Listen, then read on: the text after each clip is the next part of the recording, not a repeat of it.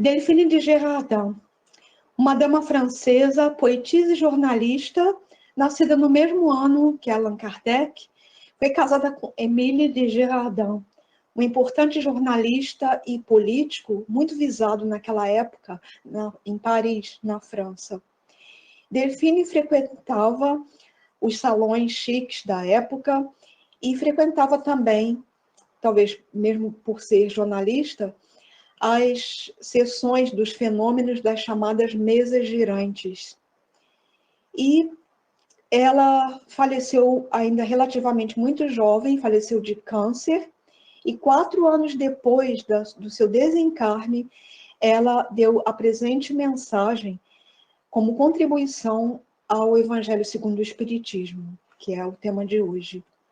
E realmente, essa palavra que dá título ao item de hoje, desgraça, na minha infância era uma palavra, pelo menos na minha família, era uma palavra meio proibida, assim como palavras sinônimas e nomes de outras doenças graves. Bom, realmente esse nome soa meio pesado pela sua própria conotação, não é mesmo? Mas o que entendemos, o que associamos à desgraça, à infelicidade?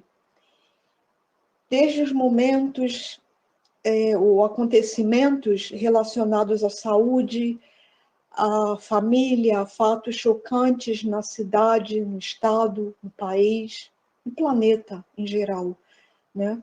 Das catástrofes naturais e de que basta apenas nós abrirmos os jornais, ouvirmos o noticiário, como há pouco tempo aconteceu no nosso país, no Brasil, em Minas Gerais, aquela tragédia e outras tantas tragédias naturais, tsunamis e os flagelos dos refugiados, guerras, por aí vai. A lista é imensa. Infelizmente, isso ainda faz parte do nosso cenário, vamos dizer assim. E uns se perguntam, onde estava Deus nessa hora? Deus estava e está em todo lugar, até dentro de nós, no nosso âmago, no nosso interior, no nosso ser, em toda parte, mas muitas das vezes, na maioria das vezes, esquecido, desprezado e sem muita ligação de nós para esse ser de amor. Então, desgraça, infelicidade, realmente tragédia, né? É extremamente chocante de qualquer maneira e nos traz realmente, nos provoca tristeza, sofrimento, dor, realmente essa infelicidade. Entretanto, na contribuição desse espírito, Delphine de Girardin, ao Evangelho, ela vem nos dizer que a desgraça verdadeira é bem outra dessa que nós vemos, nós consideramos como desgraça, e na verdade é, isso que vem ocorrendo, principalmente agora nos últimos tempos, né? Ultimamente, até no nosso país de origem, no nosso Brasil, basta ler o jornal, ou, como eu já disse, assistir ao noticiário e a gente fica assim, perplexo com tanta tragédia. Né? A última que eu me refiro, tragédias naturais. Então, esse espírito que deu a contribuição, ela diz exatamente que nós, aqui como encarnados, nós não nos damos conta da tragédia real, da desgraça real, exatamente por ignorarmos ou nos iludirmos com o que significa estar encarnado ou reencarnado, esse estar vivo aqui agora. Então, e também devido ao desconhecimento da continuidade da vida e de uma visão limitada que nós temos em relação a vida mesmo, a espiritualidade, ao propósito de estar aqui encarnado, né? E mesmo entre aqueles que creem na imortalidade do espírito, ainda assim, ficam muitas das vezes na dúvida, ficam vacilantes, pode acontecer. E com isso, como eu disse, foi muito difícil de eu preparar essa explanação de hoje, mas eu recorri ao livro, um dos outros livros da codificação do Espiritismo, O Céu e o Inferno, no capítulo 8, onde fala das expiações terrestres. E ali é contada, são feitos vários depoimentos de espíritos, né, que espíritos felizes, espíritos, vamos dizer, como um testemunho, né, de vários espíritos, e eu escolhi para hoje uma história narrada pelo Max, o Mendigo, esse é o título, Max, o Mendigo, um sem-teto, solitário, maltrapilho, né, deficiente, e eu vou contar a história, não vão dormir não, né, ficam sentadinhos aí, mas com essa tarde aqui, tarde ou noite chuvosa, fria, então eu vou contar a história do Max. E depois, então, vamos fazer tentar fazer uma correlação com a mensagem que está lá no Evangelho. Então começa assim, a história do Max, o Mendigo. Em 1850, numa vila da Baviera, morreu um velho quase centenário, conhecido por Pai Max. Ele não tinha família e ninguém sabia de sua origem. A certa idade, ficou inválido e, quando não mendigava, vendia alguns livretos na região. Os moradores, as crianças, o apelidaram de Conde Max. E ele achava graça, ele não entendia o porquê desse apelido, né, já que ele era praticamente um mendigo realmente, mas talvez pela sua fisionomia ou maneiras, ou alguma coisa que não sei, que fizesse com que eles fizessem essa ligação.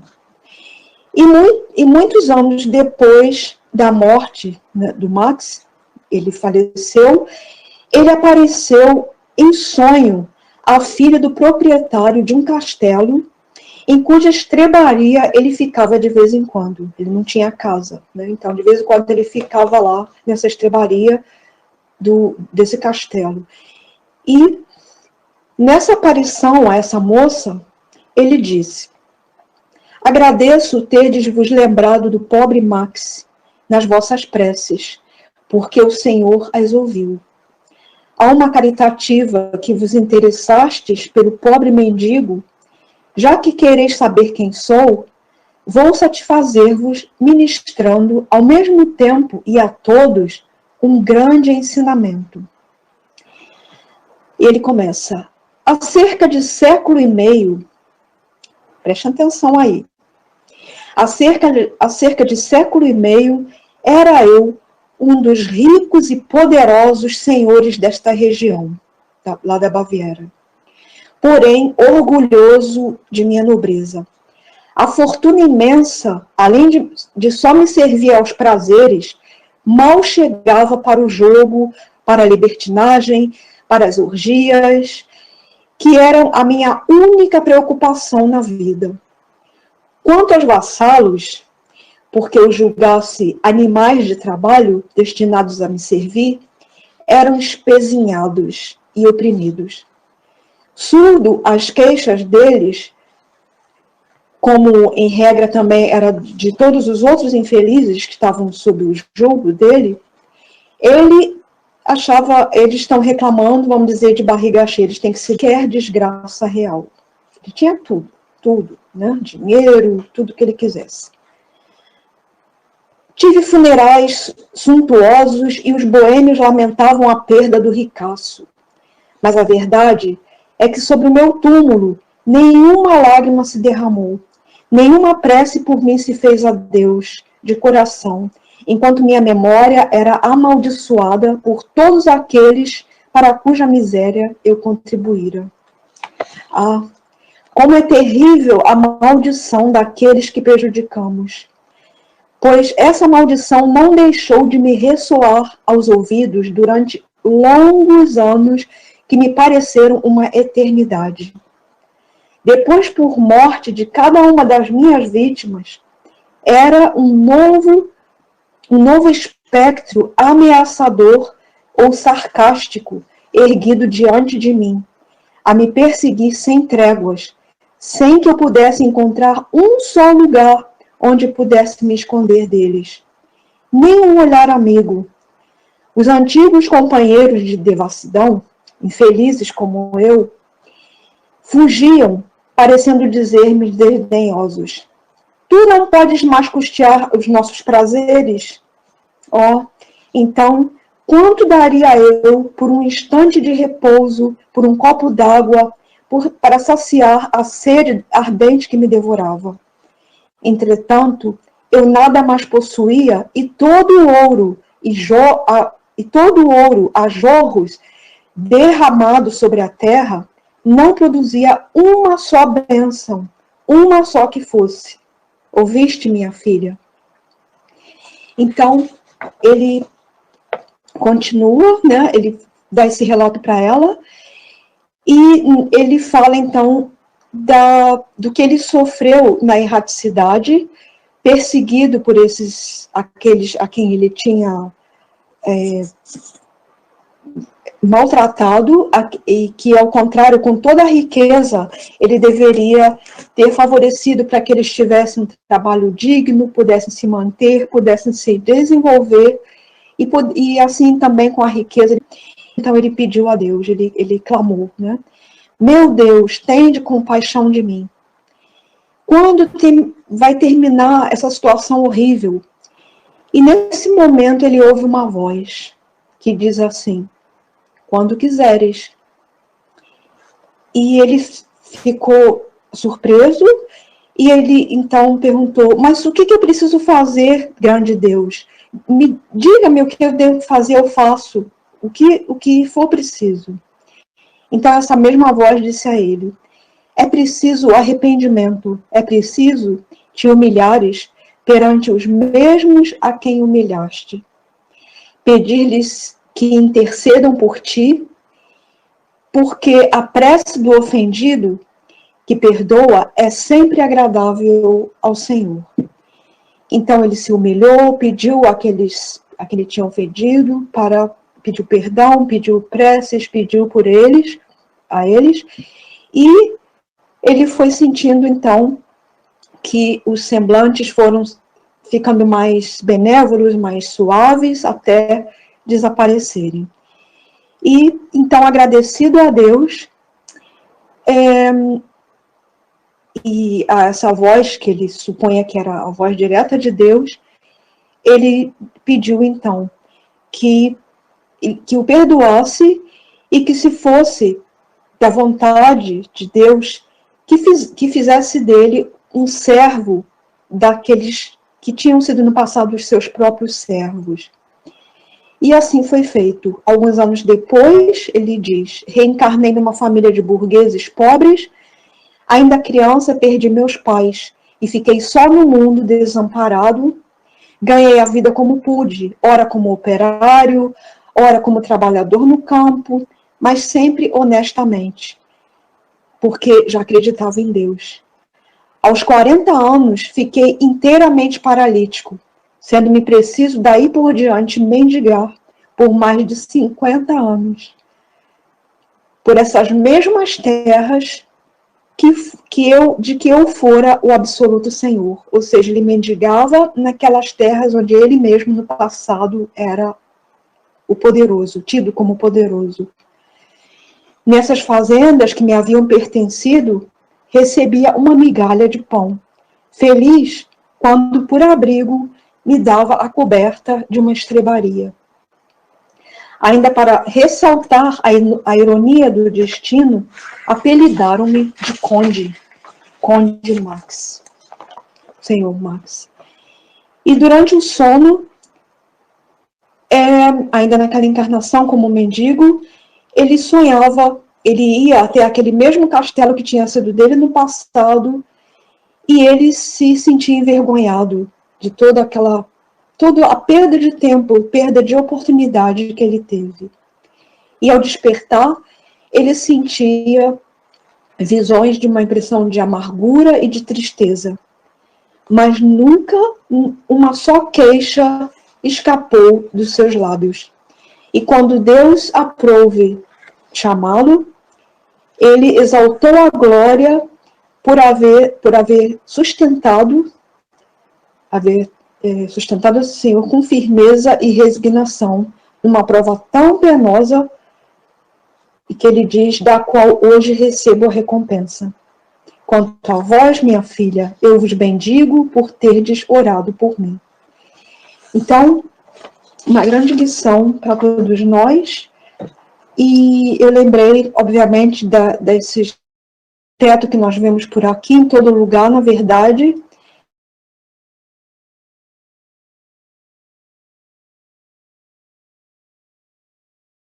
acontecendo, que a gente fica assim sem entender, mas Deus sabe de tudo, Deus sabe daquilo que nós não sabemos, e por misericórdia nós não lembramos, melhor dizendo, não é?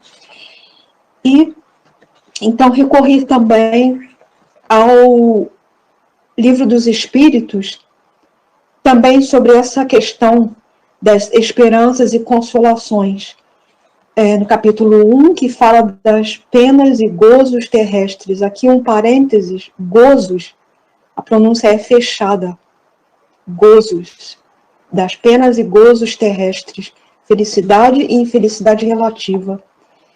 No item, na pergunta 920, é perguntado, pode o homem gozar de completa felicidade na Terra? Os espíritos respondem, não. Por isso que a vida lhe foi dada como prova ou expiação. Isso nós já sabemos, né? Dele, porém, ou seja, de nós dos homens, dos encarnados, de todos nós, dele, porém, depende a suavização de seus males e um ser tão feliz quanto possível na Terra. Então, aqui sim, é um país, um planeta ainda de provas e expiações, sim, mas depende somente de nós, de suavizarmos os nossos males e, como ele diz aqui, de sermos tão felizes quanto possível ainda aqui na Terra. E na pergunta seguinte, 921, é perguntado, concebe-se que o homem será feliz na Terra quando a humanidade estiver transformada. Mas, enquanto isso não se verifica, poderá conseguir uma felicidade relativa? E é respondido, o homem é quase sempre o obreiro da sua própria infelicidade. Praticando a lei de Deus, a muitos males se furtará e proporcionará a si mesmo felicidade tão grande quanto comporte a sua existência na Terra.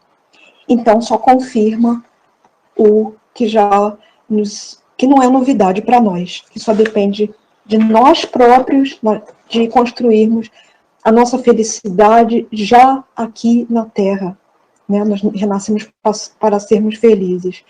E agora, voltando aqui ao texto do item 24, da mensagem da Delphine de Girardin, vocês podem ler em casa, eu vou dar apenas algumas considerações. Ela diz, em alguma parte aqui no primeiro parágrafo, por exemplo, referente à desgraça, né, real, à infelicidade.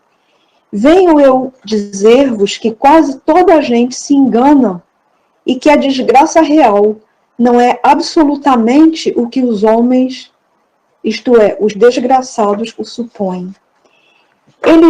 Eles a veem, a miséria, no fogão sem lume, no credor que ameaça, no berço do anjo que sorridente desapareceu, nas lágrimas, enfim, em todas aquelas coisas tristes que nos ocorrem.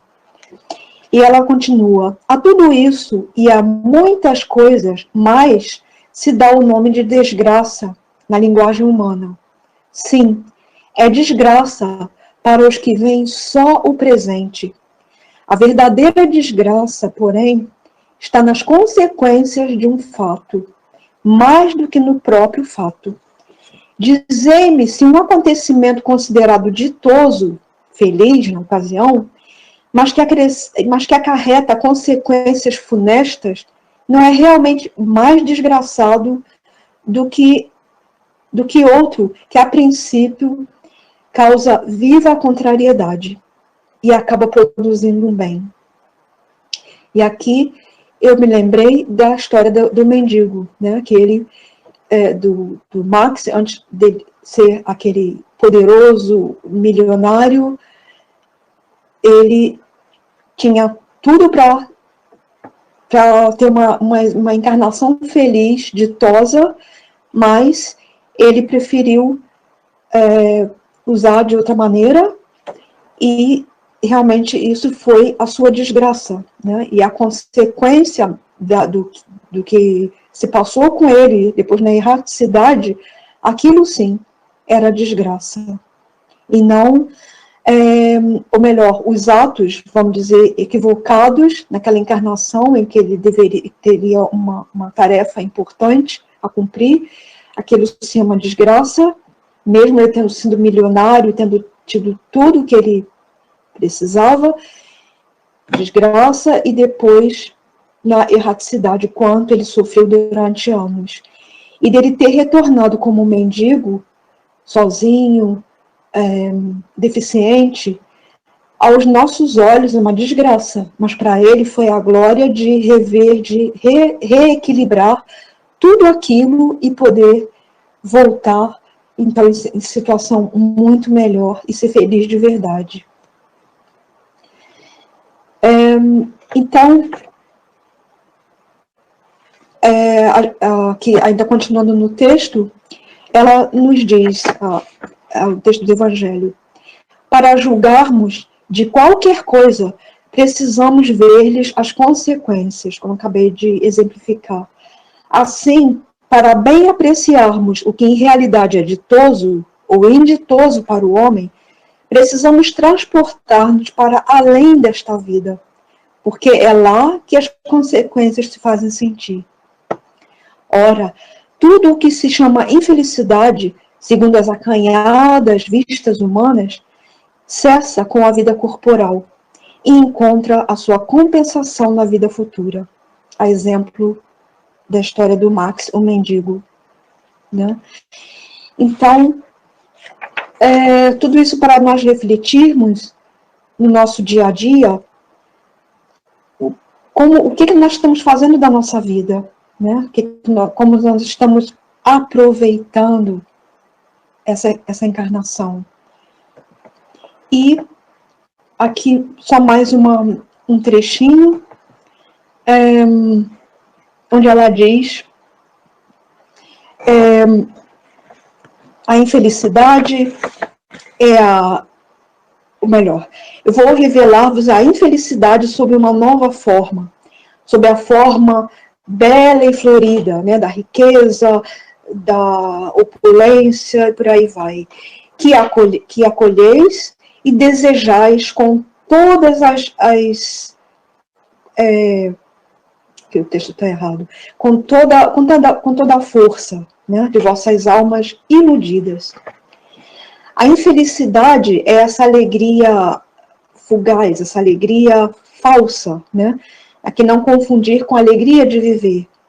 Mas alegria é um bem, né? Uma bênção, uma alegria. Mas aqui ela fala dessa alegria à custa do sofrimento dos outros, ou do desprezo. É o prazer, o mesmo significado. É o tumulto, aquela confusão total. É a vã agitação. É a satisfação louca da vaidade, do orgulho, do egoísmo. e que fazem calar a consciência, que comprimem a ação do pensamento, que atordoam o homem com relação ao seu futuro. Né? Esperais, vós que chorais, ou seja, aqueles que agora passam pelas provações, e tremei, aqueles que agora rides, né? Esses que só se importam consigo próprios, com o egoísmo, com a ganância, com o ter só para si, para os seus, e o resto que se dane. Esses sim, né, passarão todos nós, na verdade, pela justiça divina. E, então, obviamente, quando ocorre algo triste na nossa vida, o afastamento de alguém que nós amamos, seja pela desencarnação ou por algum outro motivo, uma catástrofe, como nós acabamos de saber agora lá em Minas Gerais, por exemplo, ou em outros lugares, no Afeganistão, realmente é doloroso, né? Para a gente que não está vivenciando isso, só está ouvindo, e está aqui, estamos confortáveis nas nossas casas, é horrível, né? Para qualquer pessoa, principalmente para eles. Mas nós não sabemos da ficha particular de cada um, não é da nossa alçada, e aquilo que nós passamos há um propósito, né? Há E devemos lembrar também a continuidade da vida, a vida que o espírito é imortal. Então, uma encarnação é como um pingo, né? Um pontinho que nós passamos de tudo aquilo. Tem alguém com o microfone ligado, pode desligar, por favor. Acho que é a Perla. Então, tudo que nós passamos, né, nós já aprendemos isso, quem estuda a doutrina espírita, sabe, ou melhor, para desatar esse grande nó, nos facilita a compreensão da lei natural de causa e efeito, onde tudo, absolutamente tudo que ocorre, tem a nossa participação naturalmente, ainda que involuntária. A ciência até já pode provar isso, né, até da eficácia dos nossos pensamentos, e que nós influenciamos, inclusive, com os nossos pensamentos e sentimentos, a psicosfera do ambiente, quiçá, do planeta. Então, além do que nós consideramos esses fatos tenebrosos, nós vamos pensar, então, que está sendo feita, vamos dizer, estamos reequilibrando, estamos passando por esse reequilíbrio, por esse ajuste, e então não é maldição, não é castigo, não é má sorte, não é macumba, e sim o momento oportuno de nós alcançarmos com essas consequências, né, dessa lei de causa e efeito, com o intuito desse aprendizado, a exemplo do Max, o mendigo, e crescimento, né? E, para terminar, acho que ainda tem uns minutinhos, eu vou contar uma espécie de parábola moderna que eu ouvi de um psicólogo que eu gosto muito, um psicólogo da Paraíba, e ele contou a história, essa parábola, a um rapaz que escreveu a ele, que era mais ou menos assim, né? O rapaz jovem, bonitão, e muito inteligente, e por isso mesmo é um fato da atualidade, tem cargos importantes, muito bem remunerado, a vida muito bem sucedida, tem todas as mulheres que ele quiser, e bens, apartamentos, carrões e tudo mais, e ele escreveu para esse psicólogo porque ele tinha um medo, ele tem um medo terrível, que é o medo de morrer, mas não morrer por morrer, que ele não sei se tem religião ou não, mas o medo de morrer e perder esse paraíso que ele vive aqui, né? Com tudo à sua mão, tudo que ele quer. E aí é contada essa, vou dizer, parábola moderna, né? Então ele diz que era a história do homem que tinha 4 mulheres. E esse homem era riquíssimo, poderoso, Ele podia ter tudo o que ele quisesse, até mais do que 4 mulheres, mas ele tinha 4 mulheres. E todas elas, claro, viviam lá com ele, e ele era, como já disse, né, tinha tudo o que ele queria, podia comprar toda a fortuna e tal. E, certa vez, ele ficou muito doente, gravemente doente, e não tinha chance, não ia, todo o dinheiro do mundo não ia curá-lo, ele ia morrer em breve. E aí, ele ficou com muito medo de morrer, de ir para o outro lado sozinho, e chamou a 4ª esposa dele para ela ir com ele. E ele disse, eu estou morrendo, né? E você sempre foi para mim a mais bonita de todas, eu sempre te cobri de cirurgias plásticas, eu sempre te cobri de procedimentos estéticos, sempre cuidei de você, dei os melhores médicos, todas as academias, tudo que para te deixar mais bela, e eu queria te pedir para você ir comigo. E aí ela agradeceu a ele, que ele realmente fez isso tudo por ela, que ela era uma mulher lindíssima, né, sarada e tal, mas ela não ia com ele, não. Ele ia ter que ir nessa sozinho. Então ele chamou a 3ª mulher e disse a ela, minha querida, eu te dei as melhores viagens, te cobri de joias, te dei os lugares mais, os apartamentos, as casas, tudo, né, eu te exibia, e você era cobiçado, eu comprei tudo de melhor e de mais caro para você.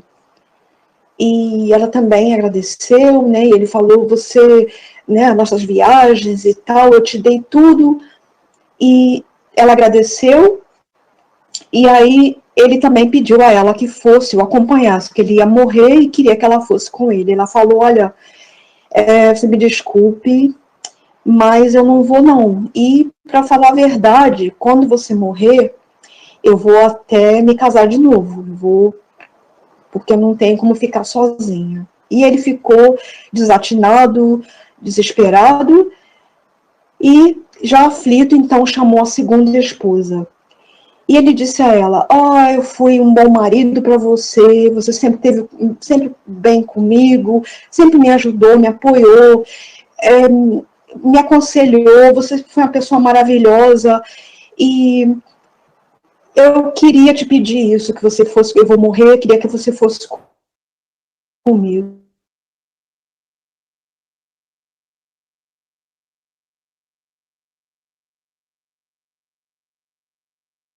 Me ouvem, acho que não, assim, voltou.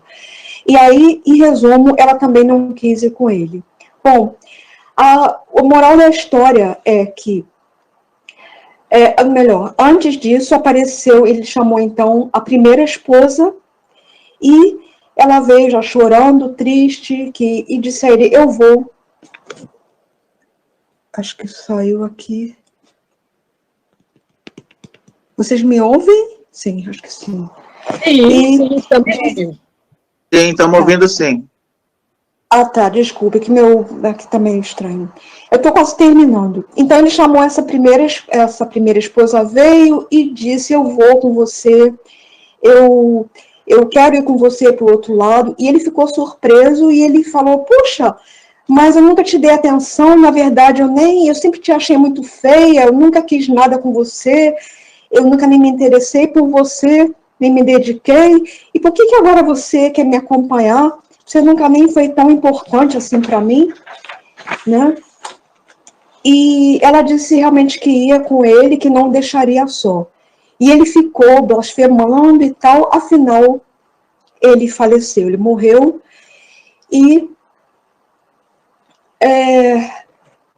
agora que vem a moral da história. Então, essa é uma metáfora, né? Essas 4 mulheres que todos nós aqui podemos ter, ou temos até, né? A 4ª mulher representava o corpo, né? Que ele embelezava, tratava. Não quero dizer que não temos de tratar do nosso corpo, temos de tratar, sim, desse vaso que Deus nos deu para habitar o nosso espírito, mas não em demasia. Então, ele cuidava extremamente desse corpo, com plásticas, com isso, com aquilo, né? E a 3ª os bens materiais, né? Tudo aquilo para ostentação. E, obviamente, quando a gente morre, todos os bens materiais, o que é que acontece? Passa para a mão de outra pessoa. Então, por isso ela disse que ia se casar de novo. A segunda mulher, aquela que o aconselhava, que estava com ele e tal, representa a família, os amigos, que dariam a ele um funeral, iriam fazer celebrações, rezariam a missa, pediam para rezar a missa, mas também não o acompanhariam, e depois de um certo tempo também iriam esquecer dele, e ele teria de seguir sozinho. A primeira mulher, na verdade, quem era? Aquela que ele nunca deu atenção, que nunca se interessou, era a alma dele, a própria alma, né? Então, são reflexões para a gente pensar o que a gente deve valorizar na vida. Claro, cuidar sim da gente, né?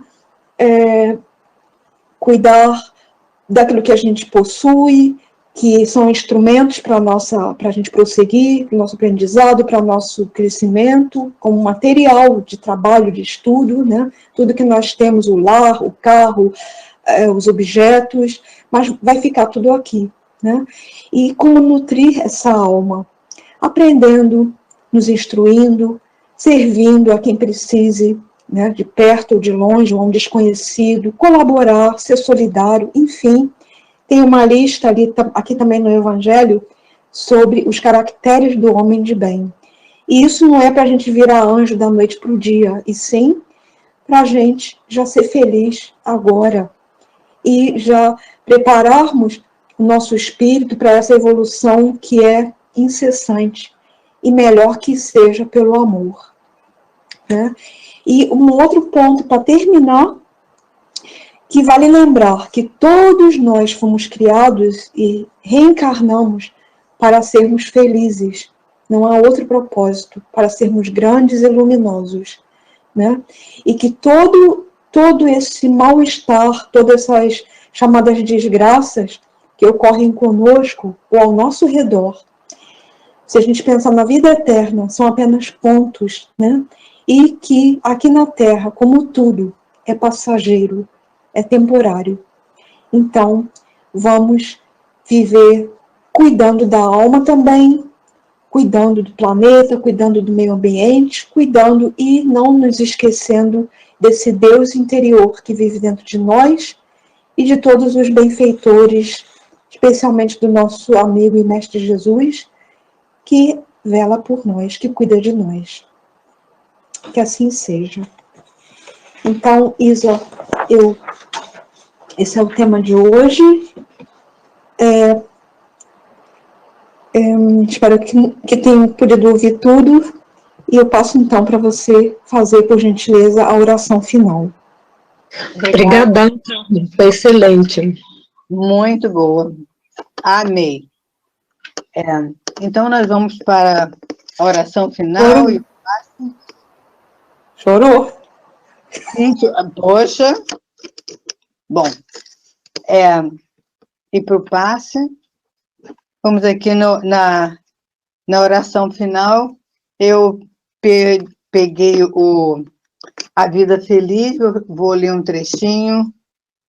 Também até combina com o tema do Evangelho, é o número 110.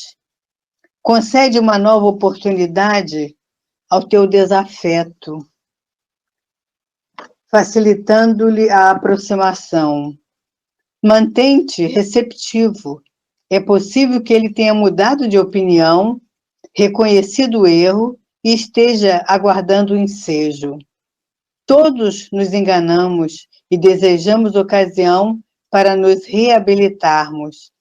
Se te encerras na mágoa e nada mais queres com ele, a tua é uma postura igual ou mais censurável que a dele. Não deixes que um capricho do amor próprio ou do orgulho ferido te roube uma excelente ensancha de ser vencedor de ti mesmo. Joana de Ângeles. E com essa mensagem da nossa mentora, nós agradecemos essa noite o Evangelho, o tema do Evangelho, que foi tão bem explanado, que nos tocou a todos as riquezas, a verdadeira desgraça, e a riqueza, e o Max, e todos esses contos que nos fazem assim refletir sobre de como nós somos, eu vou dizer a palavra, relativamente felizes, e pedimos ao Pai que nos envolva, que nos proteja, que nos ame, apesar de estarmos em nossas casas ainda, uns se curando da Covid, na quarentena, outros na quarentena por motivo de força maior. Enfim, Senhor, mas nós estamos aqui, nós temos o privilégio de estarmos aqui, a honra de estarmos aqui com os nossos amigos aqui à nossa frente, na nossa tela, juntos pedindo as tuas bênçãos para a humanidade inteira, para aqueles que não te conhecem, aqueles que até te conhecem, mas não se dão conta do teu valor, Senhor. Aquele que te desdenham, por ele nós te pedimos, um dia eles vão refletir e vão te encontrar, e tu estarás, como sempre, esperando por cada um de nós, quando passarmos para o outro lado. Amado Mestre, abençoe a cada um de nós e aos nossos entes queridos, encarnados e desencarnados. E para essa semana, pedimos também para a dirigente Jocélia, que está viajando, por ela, que tudo esteja bem. E seguindo, eu vou mencionar alguns nomes para o passe à distância, Senhor. Possamos aqui agora para o passe, sentando bem confortável nas nossas casas, mentalizando aquela visualização que a Jocélia sempre coloca de uma cachoeira, aquela água cristalina caindo, e aqueles vapores que são medicinais, vamos dizer assim, para todos nós, nessa situação de água, de limpeza, que possa penetrar em cada um de nós, através do nosso chakra coronário, seguindo para o nosso corpo, para cada uma das células do nosso corpo, pedindo por elas, e aqueles de nós que têm alguma dificuldade, algum problema de saúde, de doença em alguma parte do corpo, para se concentrar, para que essa água possa chegar até lá, vindo do nosso chakra, descendo pela nossa cabeça, pescoço, nossa garganta, o esôfago, os membros superiores, nosso tórax, o abdômen, nossos membros inferiores, as pernas e os pés, por cada célula, cada cantinho do nosso ser, nos purificando, e que nós possamos ser-te, Senhor, agradecidos por essa dádiva que recebemos nesse instante. E assim, agradecidos, nós te pedimos também, Senhor, pelos nossos irmãos, para todos eles, Senhor, as tuas bênçãos, e pelos nossos desencarnados, cada um pensando, se ligando aos seus desencarnados queridos, para que possam receber também, Jesus, a tua luz, o teu amparo, perceber alguém nas suas proximidades que possam orientá-lo, tirar-lhes os medos, as indiferenças, as inseguranças, Senhor, encaminhando-nos a eles e a todos nós para a luz, para a Tua luz. Agradecidos, amado Mestre, nós te pedimos para encerrar nossa reunião com um voto de paz para todos nós. E que assim seja.